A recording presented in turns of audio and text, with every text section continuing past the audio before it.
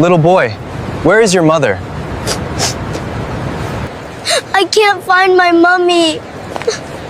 She was right there and then she wasn't. It's okay, we're gonna find your mom. I promise. I'm Do-hwan. What is your name? Kairo Wellington. Kairo! Please.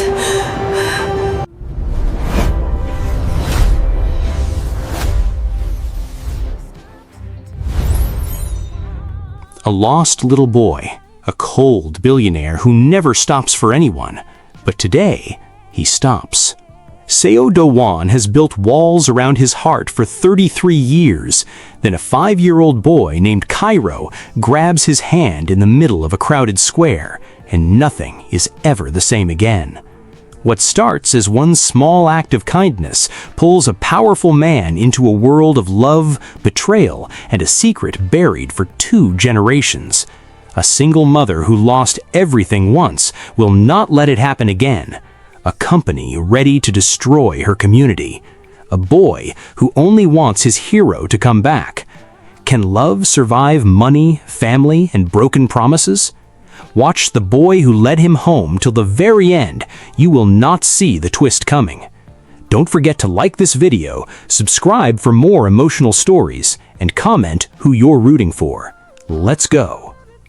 The boy's small feet pounded against the pavement, weaving through a sea of legs and shopping bags, his breath coming out in short, panicked gasps. He spun around in a circle, eyes wide, searching for a face he recognized. Nothing. Just strangers, just noise, just a city that did not care. "Mommy!" Kairo screamed, his small voice swallowed by the roar of the crowd. "Mommy, where are you?" People walked past him without slowing down. A woman in a business suit glanced at him and kept moving. 2 teenagers laughed at something on their phones and stepped around him like he was a fire hydrant. Nobody stopped. Nobody cared. The boy stumbled backward against a lamppost, his small chest rising and falling fast, tears building in his eyes but refusing to fall. He was trying so hard to be brave. Across the square, Seo Do-hwan stepped out of a black car, his phone pressed to his ear, his mind locked on numbers that would soon make him one of the most powerful men in the technology industry. He did not look up. He did not need to. His schedule for the day was already memorized down to the minute. A meeting at noon, a signature at 2, a flight at 6. Tell legal the contract needs to close by Friday. I don't care what it takes. He ended the phone and started walking toward the building ahead of him, his polished shoes clicking against the concrete with the rhythm of a man who never wasted a single step. Then, something made him stop. He wasn't sure what it was. Maybe it was the sound, a thin, cracking cry that did not belong in the noise of the city. Maybe it was something deeper, something he could not explain even to himself. He turned his head, and his eyes landed on a small boy standing alone by the lamppost, tears finally spilling down his cheeks, his tiny hands clenched into fists at his sides. Seo Do-hwan stood frozen for a moment. Then, without thinking, without calculating, without doing any of the things he normally did before making a decision, he walked straight toward the boy. "Hey," Seo Do-hwan asked, crouching down so he was at eye level with the child. Kairo flinched at first, stepping back. He had been told never to talk to strangers, but something about the man's voice was calm, steady, like a hand reaching out in the dark. "I can't find my mommy," Kairo said, his voice shaking. "She was right there. She was right there, and then she wasn't." "Okay," Seo Do-hwan said gently. "It's okay. We're going to find her." "You promise?" Kairo asked, looking up with wide, hopeful eyes. Do-hwan paused. He had not made a real promise to anyone in years. Promises in his world were contracts, signed and notarized, backed by lawyers and penalties. But looking into this child's frightened face, the word came out of him without hesitation. "I promise," he said. He took off his jacket, an expensive black coat tailored in Milan, and wrapped it around the small boy's shoulders. Kairo looked up at him, sniffling, his fear slowly melting into something like trust. "What's your name?" Do-hwan asked. "Kairo Ellington." "I'm Do-hwan." "That's a funny name," Kairo said, and for the first time, a small smile broke through his tears. Do-hwan almost laughed. Almost. He couldn't remember the last time someone had called his name funny. Everyone around him used his name like a weapon or a shield, never like a joke between friends. He stood up and held out his hand. Kairo took it without hesitation, his small fingers wrapping tightly around two of Do-hwan's. "Let's find a police officer. They'll help us find your mom." As they walked through the crowded square, something strange happened inside Do-hwan's chest.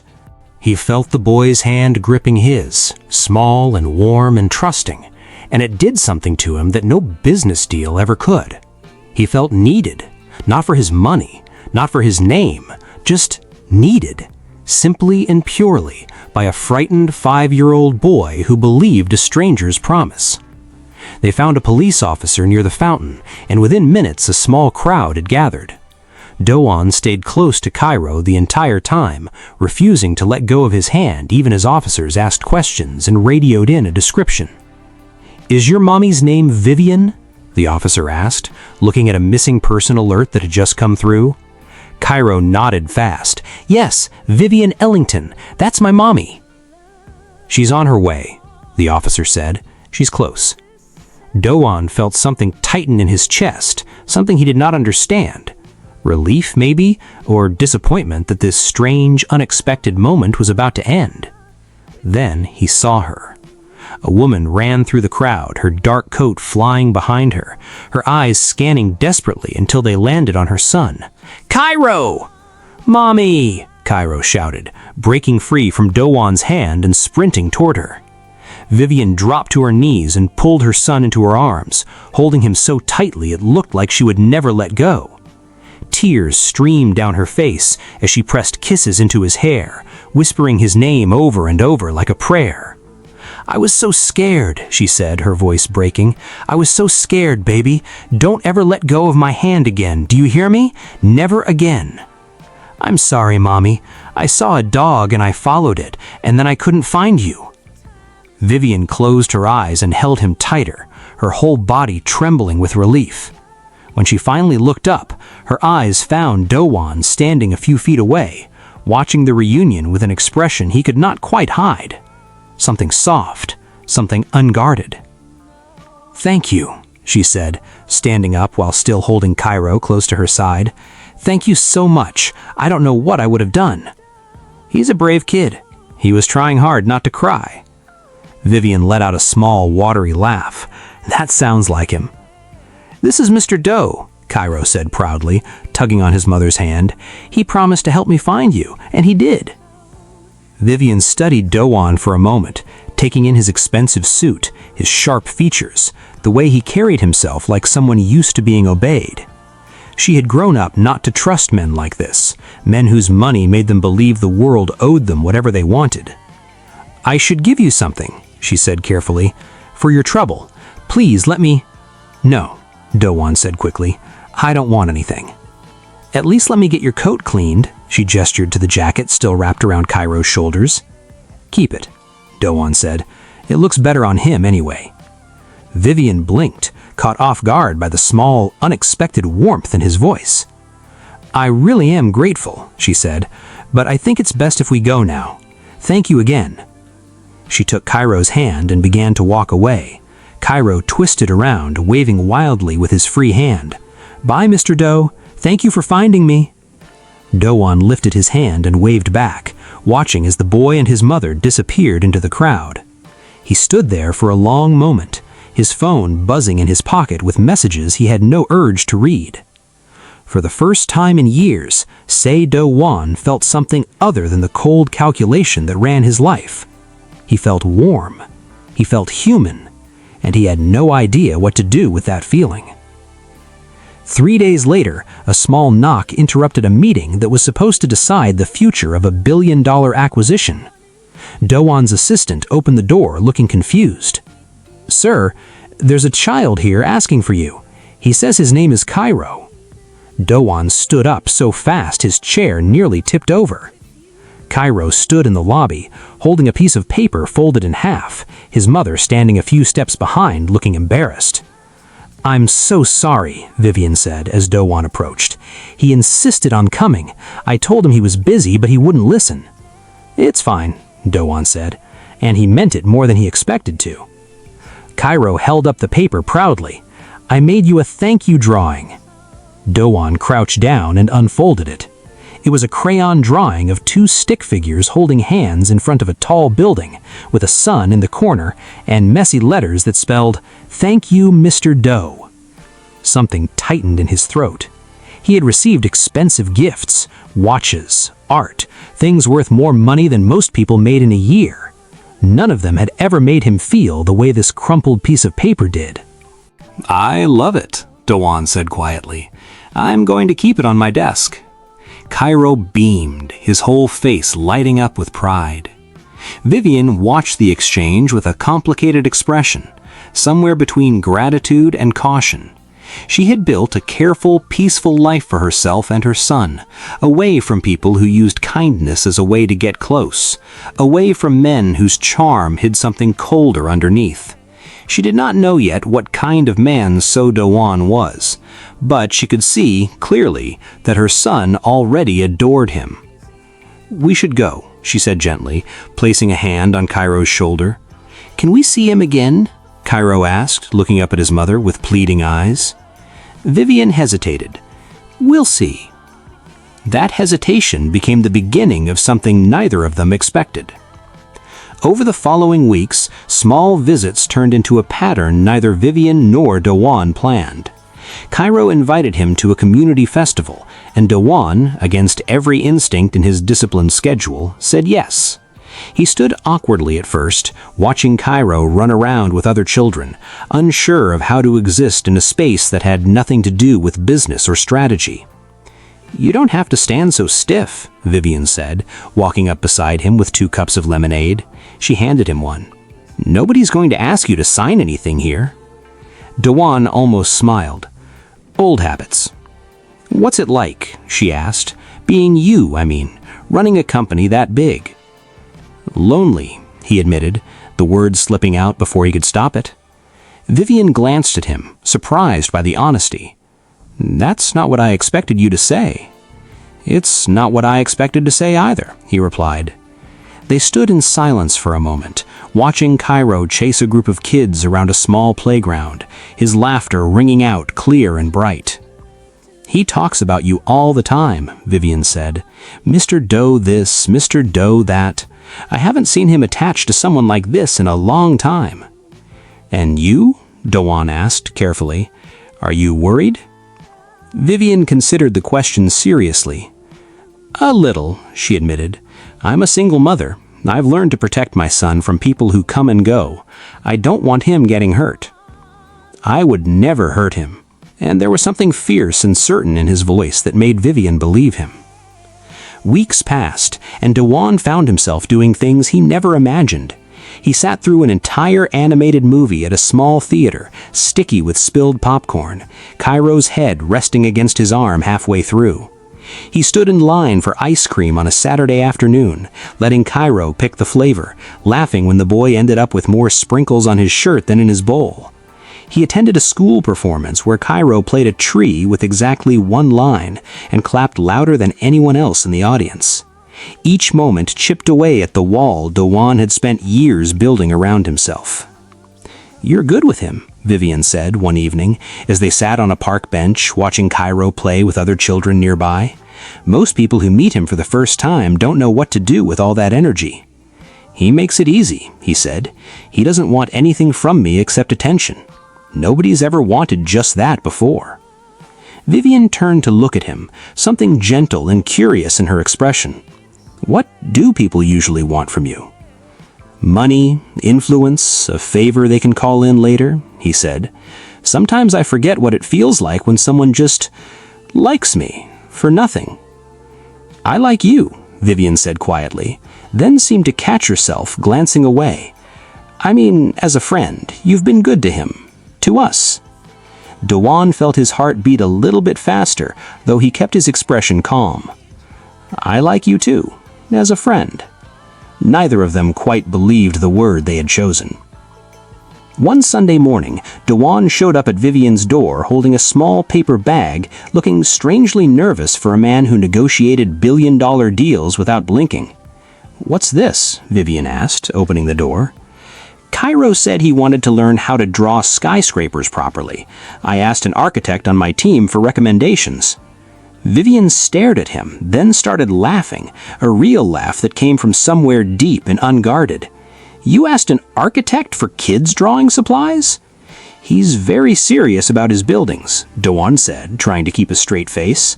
"I wanted to get it right." Kairo came barreling down the hallway and snatched the bag out of his hands before either adult could say another word, already tearing into it with excitement. "Mommy, look! Real pencils! Like a real architect!" "Just like Mommy," he said, smiling at Vivian over the boy's head. Vivian felt her chest tighten in a way she had not expected. It was such a small gesture, a bag of pencils, nothing close to the kind of gifts a man like him could afford to give. But it meant more than anything expensive ever could, because it meant he had been listening, really listening.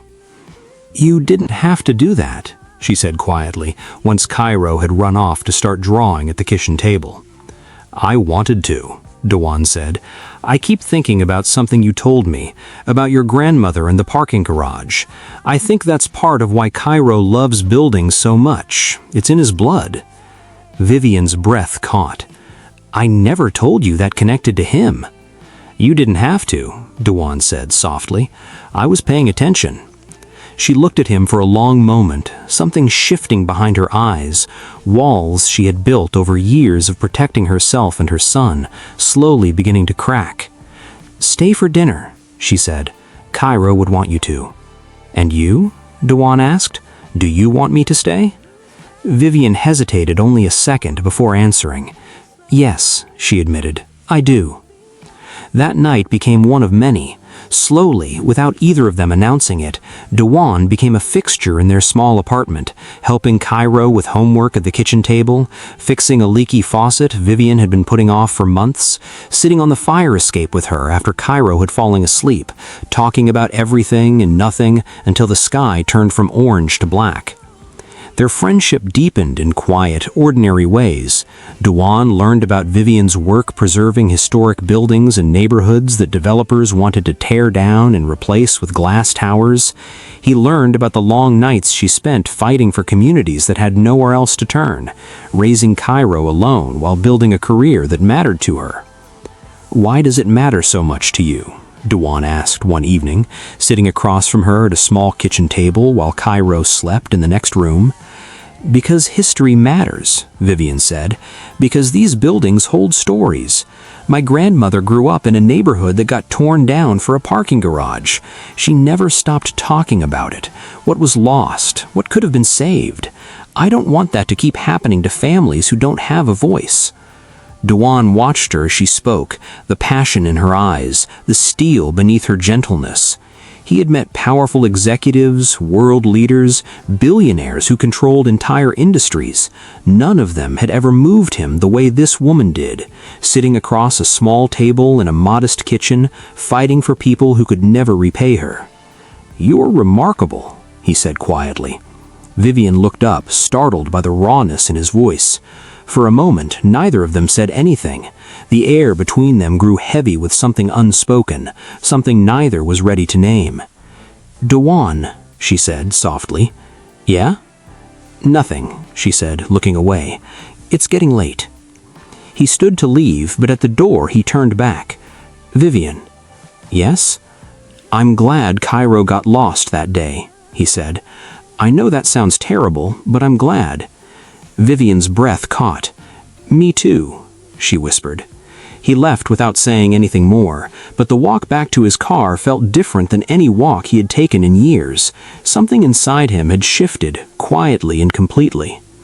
But far away, in Seoul, a different kind of attention had begun to gather around him. His mother called late one night, her voice sharp with concern. "I'm hearing things, Do-hwan, about a woman in New York, about a child." "They're my friends," Do-hwan said carefully. "Friends," his mother repeated, the word dripping with disbelief. "You do not understand what is at stake. The Han family is expecting an announcement. Their daughter has waited long enough. This marriage will secure everything we have built." "I never agreed to that marriage," Do-hwan said, his voice hardening. "You agreed the moment you accepted your position in this family," his mother snapped. "End this nonsense with the American woman immediately." The call ended before Do-hwan could respond, leaving him standing alone in his office, staring out at the city lights, his chest tight with frustration he had never let himself feel before. His phone rang again within the hour. This time it was his father, his voice low and measured in the way that always made Do-hwan brace himself. "Your mother is upset," his father said. "She tells me you refuse to listen to reason." "I'm not marrying someone I don't love just to please the Han family." "Love," his father repeated, as though tasting an unfamiliar word. "Do you think I loved my mother when we married? Love is not what builds an empire, Do-hwan. Duty does. Loyalty does. You have a responsibility to this family that goes beyond your own feelings." "I have spent my entire life carrying that responsibility," Do-hwan said, his voice rising for the first time in the conversation. "I have given this family everything. Can I not have one thing that is mine?" "Not if it threatens everything we have built," his father said coldly. "End it, or I will end it for you." The line went dead.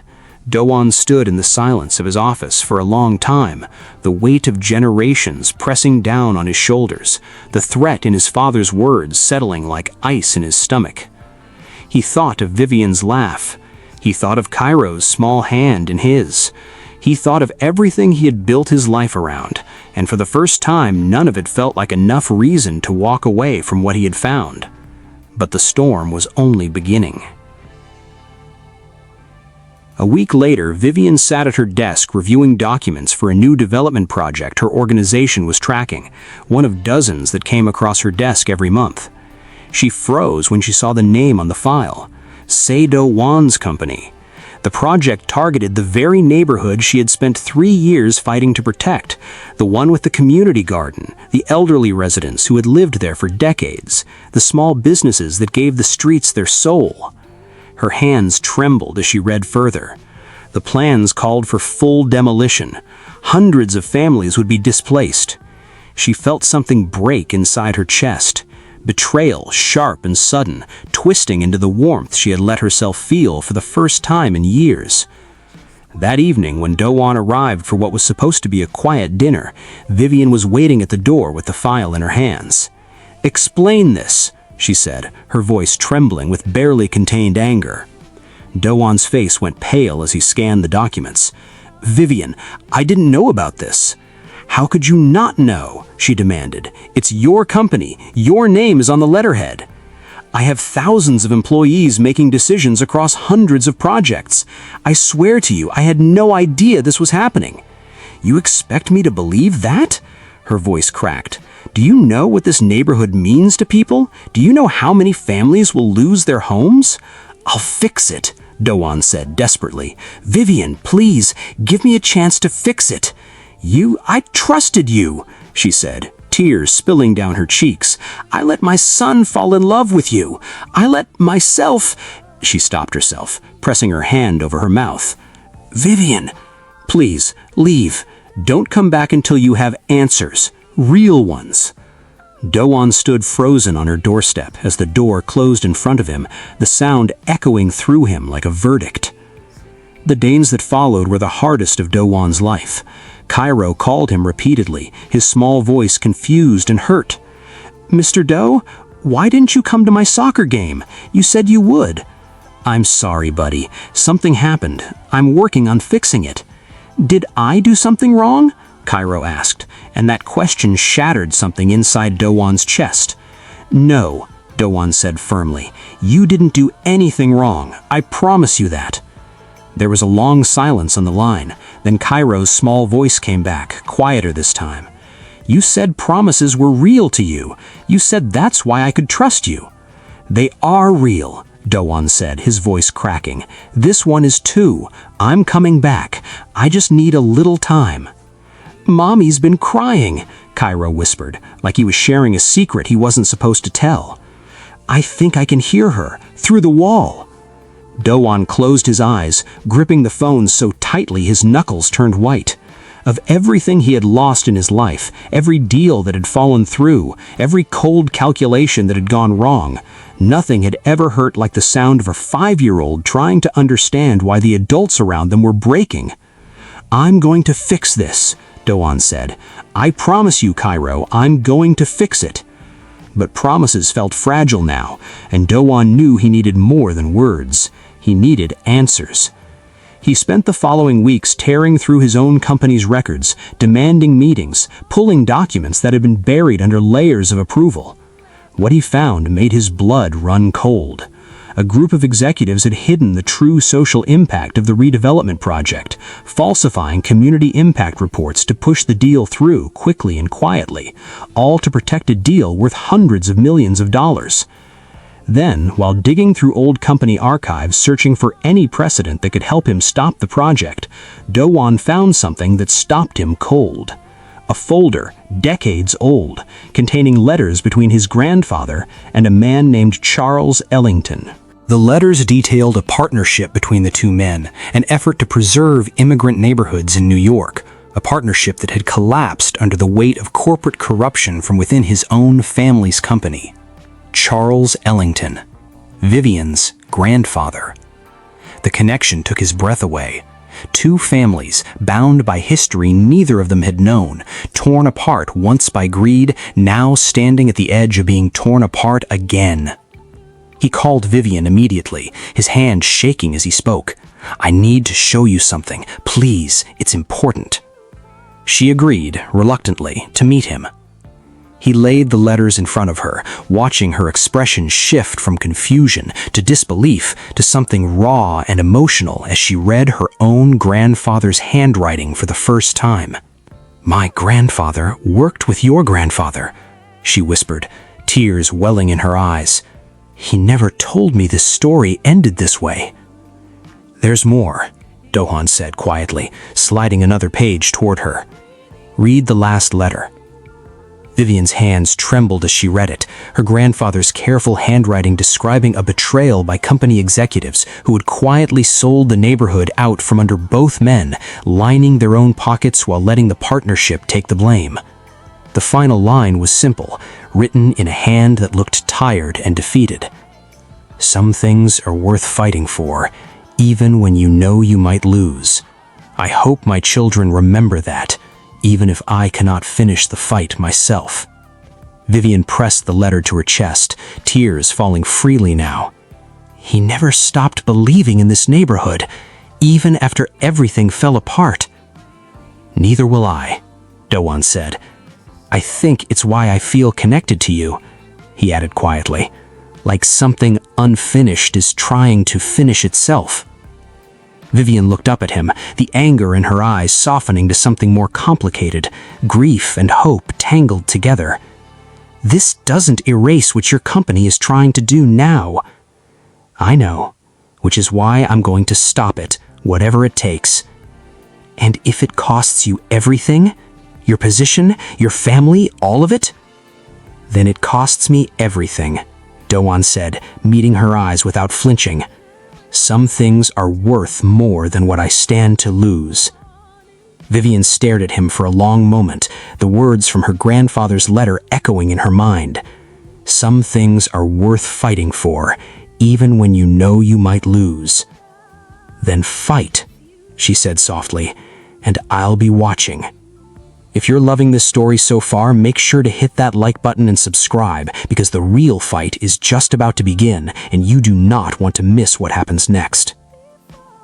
Do-hwan walked into the boardroom the next morning with a new proposal in hand, one that protected the neighborhood, preserved the historic buildings, and still created profitable opportunities for the company through restoration projects instead of demolition. The board rejected it immediately. "This isn't about sentiment," one director snapped. "This is about shareholder value. We are not throwing away hundreds of millions of dollars because the CEO has a personal attachment to some woman in New York." "This is about doing what's right," Do-hwan said, his voice steady despite the fury building in his chest. "Then perhaps you are no longer fit to lead this company," another director said coldly. A vote was called to remove him from his position, a hostile attempt to strip him of everything he had built. Do-hwan did not back down. He spent every resource he had, calling in favors, buying shares, fighting through sleepless nights to secure enough voting power to defeat the takeover attempt. His mother called again in the middle of it, her voice sharp with fury. "Do you understand what you were doing? You were throwing away everything for a woman and a child who are not even your own blood." "They are more mine than anything I have ever built," Do-hwan said quietly. "I'm sorry, Mother, but I can't keep living a life that isn't real." "You will lose the company. You will lose everything." "Then I'll lose everything," Do-hwan said, "but I won't lose myself." He hung up before she could respond, his hand shaking, his heart pounding harder than it ever had during any business negotiation. There was no going back now. One of his oldest friends on the board, a man named Director Han, who happened to share blood with the very family his mother wanted him to marry into, pulled him aside the night before the vote. "You could lose your seat. You could lose the company your grandfather built." "My grandfather built this company to help people. Somewhere along the way, we forgot that. I'm trying to remember it again." Director Han studied him for a long moment, then nodded slowly. "I'll vote with you," he said. "Your grandfather would be proud of this fight, even if your parents are not." He risked more of his fortune in those 2 weeks than he had in his entire career, but for the first time, the risk did not feel like a calculation. It felt like a choice. When the vote came, it was close, closer than anyone expected, but Do-hwan won. He stood before his board, exhausted but unbroken. "We are not in the business of destroying communities for profit," he said. "Not anymore. Not while I am CEO of this company." A week later, Do-hwan stood before a crowd of reporters and community members at a press conference, the historic neighborhood behind him. Cameras flashed as he announced a complete redesign of the project, one that would restore the buildings, protect every resident, and create new opportunities through careful, respectful development. "This neighborhood has a history that matters," he said, his voice carrying across the crowd. "I made a mistake by not knowing what my own company was doing. I am here today to fix that mistake and to make sure it never happens again." The crowd erupted into applause. Somewhere near the back, Vivian stood with Kairo's hand in hers, tears streaming down her face as she listened to every word. After the conference ended, Do-hwan found her in the thinning crowd. "I meant every word," he said quietly. "I know," Vivian said, her voice breaking. "I'm sorry I didn't trust you sooner." "I had every right not to trust me," Do-hwan said. "I'm just grateful you gave me the chance to prove you wrong." Kairo tugged on both of their hands at the same time, looking between them with the simple, hopeful logic of a 5-year-old. "Does this mean you're not mad at each other anymore?" Vivian let out a watery laugh. "No, baby, we're not mad at each other anymore." "Good," Kairo said firmly, "because I missed you." "I missed you too, buddy," Do-hwan said, kneeling down to pull the boy into a hug, Vivian watching with tears in her eyes. Months passed, and the restored neighborhood came alive again, brighter and stronger than before.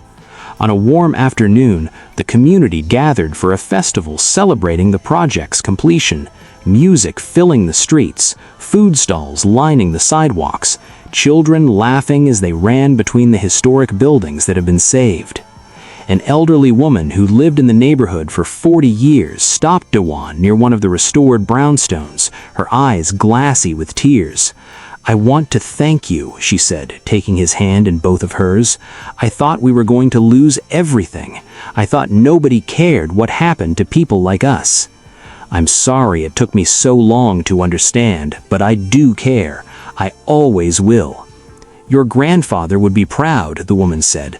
"I remember him, you know. He used to walk these streets and talk to everybody by name." Do-hwan felt something settle in his chest, a sense of completion he had not expected. He was no longer just fixing a mistake. He was finishing something his own family had started generations ago and failed to see through. Kairo ran through the crowd, pulling strangers by the sleeve to tell them proudly, "That's my hero. He saved our whole neighborhood."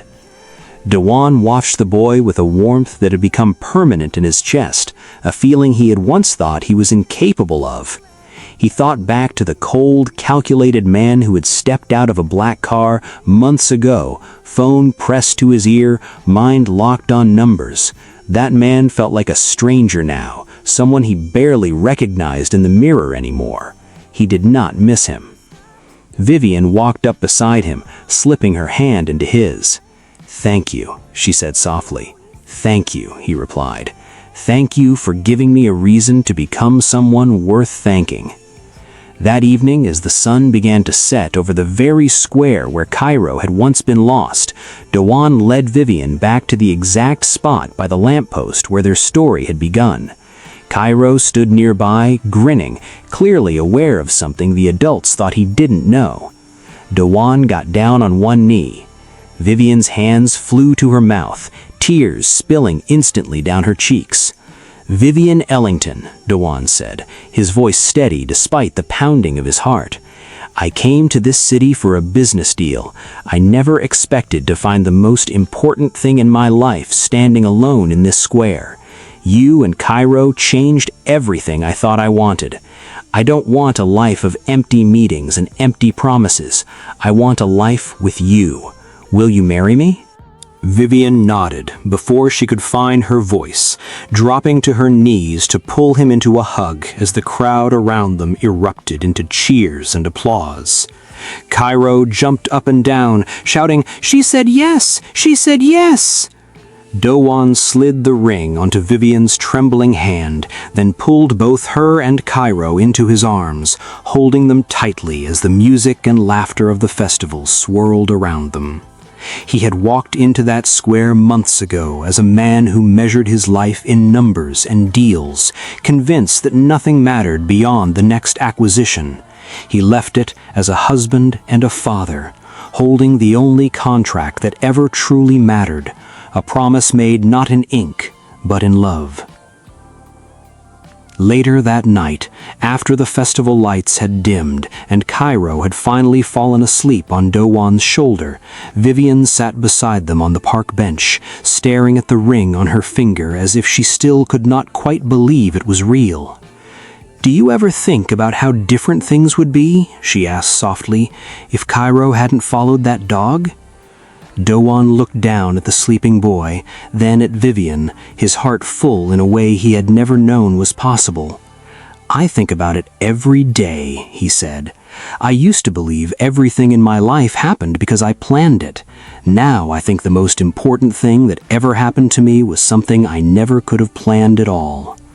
My grandfather used to say some things find their way back to where they belong. I think he was talking about more than just buildings.